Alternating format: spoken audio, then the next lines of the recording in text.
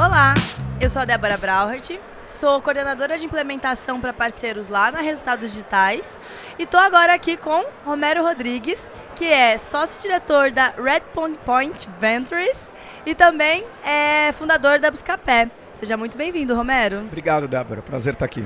Romero, sua história é super conhecida por todo mundo, justamente por causa do Buscapé, né? Surgiu no momento aí de bolha de internet e tudo mais. Conta pra gente, qual a sua opinião sobre começar a empreender do zero hoje, novamente, no cenário que a gente está vivendo? Olha, Débora, eu acho que mudou muito o que era empreender há 20 anos atrás, quando a gente começou o Buscapé, e o que é empreender hoje. Acho que a primeira coisa que mudou é que tecnologia não é mais uma barreira de entrada tão grande. Quando a gente começou o Buscapé, não tinha nenhuma pecinha pronta. Eu brinco que não tinha Lego. Você tinha que construir seu Lego para depois montar o seu bonequinho. Se você quisesse fazer uma loja de e-commerce, você tinha que fazer a loja de e-commerce, tinha que fazer o catálogo, você tinha que fazer o controle de estoque, tinha que fazer uma empresa de pagamento. Isso levava 1 ano e custava $1,5 milhão. Hoje, com $50, você compra uma tecnologia muito superior e instantaneamente você tem a loja. Então, se a barreira de entrada não é mais onde está a tecnologia não é mais barreira de entrada onde está a inovação, isso migrou para o modelo de negócio. A inovação está no modelo de negócio, porém a barreira de entrada é muito pequena. Então, quando surge algum site, é muito comum hoje em dia surgir muitos competidores um atrás do outro. Por isso que o go-to-market, a ida para o mercado, a tua estratégia de marketing e de vendas ficou muito mais importante do que a tecnologia em si. A outra coisa que mudou de lá para cá é que teve uma democratização da internet. Se você pensar lá no primeiro ciclo, as empresas lá da época da bolha, todas tinham engenheiros de computação como sócios. Raramente tinha alguém que não era engenheiro. Agora você vê empresas que muitas vezes não tem nenhum engenheiro entre os fundadores. Você vê às vezes um arquiteto e uma veterinária montando uma empresa de tecnologia. Porque esses legozinhos estão prontos, é muito fácil você montar as coisas. Bacana. Bom, e eu trabalhei um tempo aí com muitos empreendedores, né, com desenvolvimento de negócios, incubadora e tudo mais, e existia uma dúvida e que eu vejo que existe um pouquinho ainda quando eu converso com alguns empreendedores. Como que faz para a gente captar o primeiro investimento para startup? Olha, depende muito de quanto você consegue desenvolver sua ideia sem precisar de capital. Então vou dar um exemplo. O Buscapé, como éramos todos desenvolvedores, a gente conseguiu colocar um site no ar e ter ele rodando sem nenhum investimento. O investimento foi nosso tempo, foi capital humano. Se isso não acontece no teu caso, o primeiro investimento para você criar o MVP, para criar o primeiro protótipo, vai ter que vir de pessoas conhecidas. É o famoso 3 Fs que a gente fala, Family, Friends and Fools. Ou seja, amigos, familiares e tolos. Mas que é quem vai dar o primeiro capital para você desenvolver o primeiro passo da tua startup, que é criar um protótipo dela. Então é um pouco ilusão essa história de achar que não, eu tenho uma super boa ideia, então se eu tenho um bom pitch, consigo apresentar bem, e se o investidor conseguir entender a minha ideia, ele vai investir em mim. Puro mito. É mais difícil. Acontece. Por exemplo, se você tiver um bom track record, se você já empreendeu antes, se você já deu bons resultados para o empreendedor, para o investidor, você conhece os investidores, não é impossível você captar só com uma ideia e com uma ideia no papel, no PowerPoint. Mas não é o mais comum. Eu não apostaria tudo nisso. Tá? Se você bater na parede e não conseguir captar só com a ideia no papel, a minha sugestão é procurar pessoas próximas que vão dar o primeiro aporte, a primeira aposta no teu negócio, e daí você começa a subir escadinha por escadinha.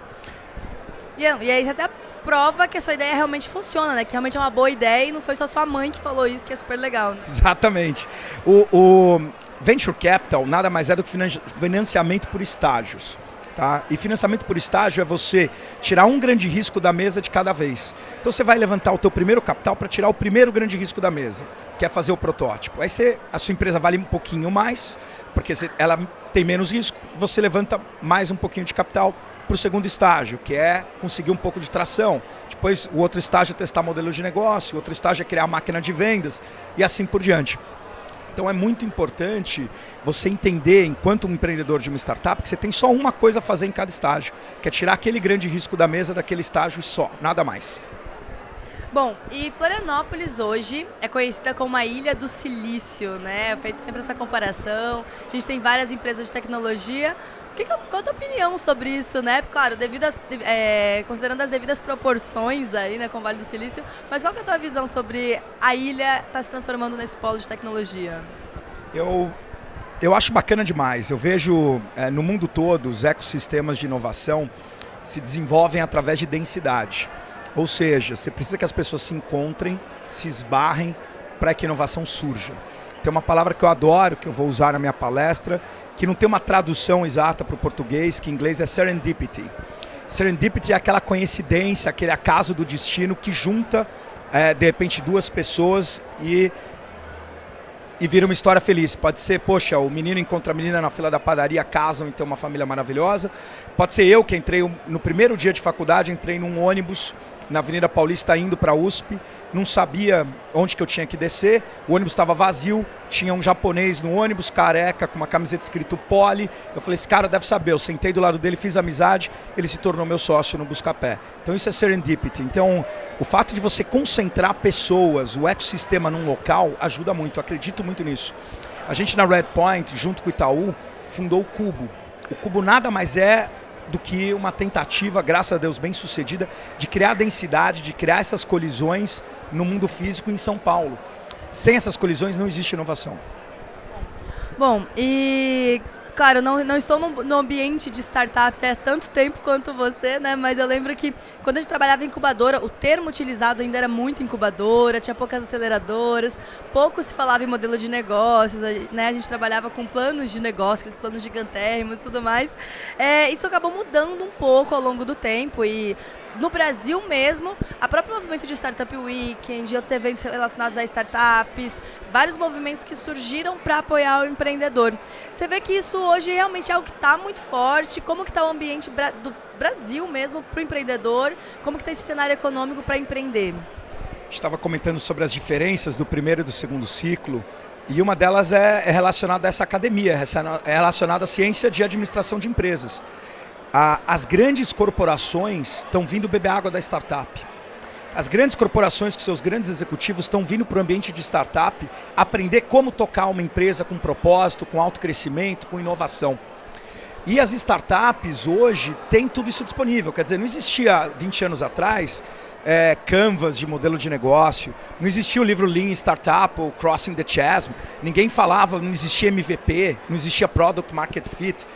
Esses foram termos que foram criados nos últimos 20 anos, olhando para trás e vendo o que os primeiros desbravadores fizeram. Como é que uma AOL, um Yahoo, um Google, uma Amazon chegaram onde chegaram, como é que um Buscapé chegou onde chegou e assim por diante. Então eu diria que hoje o empreendedor, quando começa, ele começa muito mais preparado, porque ele não tem que descobrir uma série de coisas, já existem frameworks, já existem academia para ajudar ele, mas ele tem uma responsabilidade maior, porque o que a gente está fazendo aqui é muito mais do que construir uma startup ou um ecossistema. A gente está construindo um novo país, porque o que as startups fazem hoje não influencia só o ecossistema de startup, está influenciando as grandes corporações, está influenciando o país todo. Bom, e você sente também que a gente passou... O Brasil sempre, a gente foi conhecido sempre pela criatividade, por empreender e etc, né? A gente teve essa característica. Mas eu vejo que há um tempo atrás a gente empreendia um pouco mais por necessidade do que por oportunidade. Você sente que hoje o brasileiro está olhando um pouco mais oportunidades de negócio, mirando algumas coisas e atuando nessa necessidade? Totalmente. Antigamente... você não tinha nenhuma opção para o empreendedor poder levantar capital. E não muito tempo atrás, antes de 1999.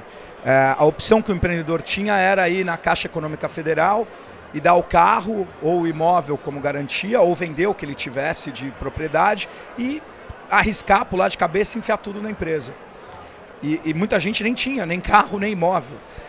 Então não existia nenhuma opção. E o empreendedorismo acaba sendo um empreendedorismo de necessidade. Pô, vou criar uma barraca de hot dog, vou criar um negocinho de porta a porta. E mesmo assim, grandes negócios surgiram disso.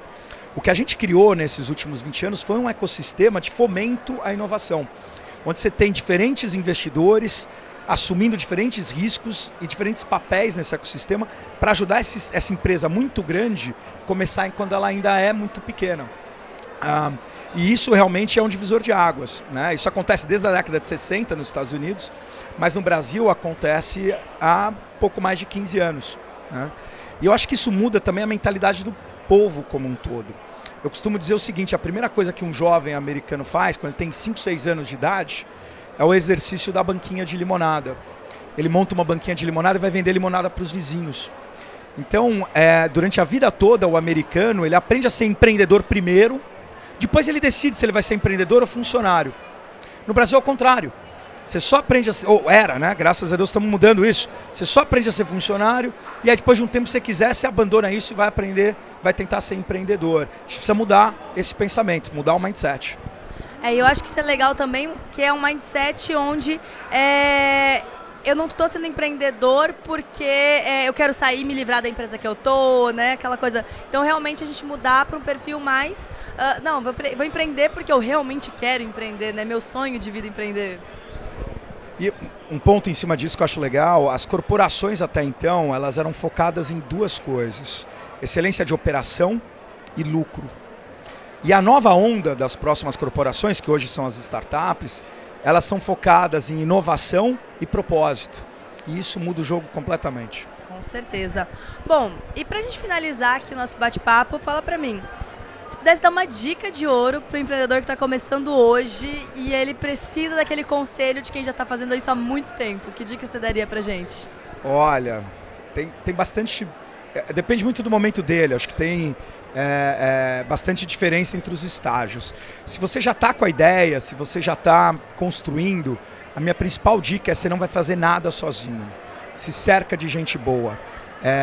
No final do dia, quando você espreme qualquer empresa de tecnologia, o único ativo que ela tem é o time, é o talento que está lá dentro. Você vai construir uma cultura para manter o talento, você vai criar tudo isso aqui para manter o talento empolgado e assim por diante. Então, se cerque dos melhores. Se você ainda está procurando a tua ideia, eu costumo brincar que você tem que ir atrás de uma palavrinha, que é a palavra que mais guarda oportunidade, realização e sucesso no mundo, que é a palavra impossível.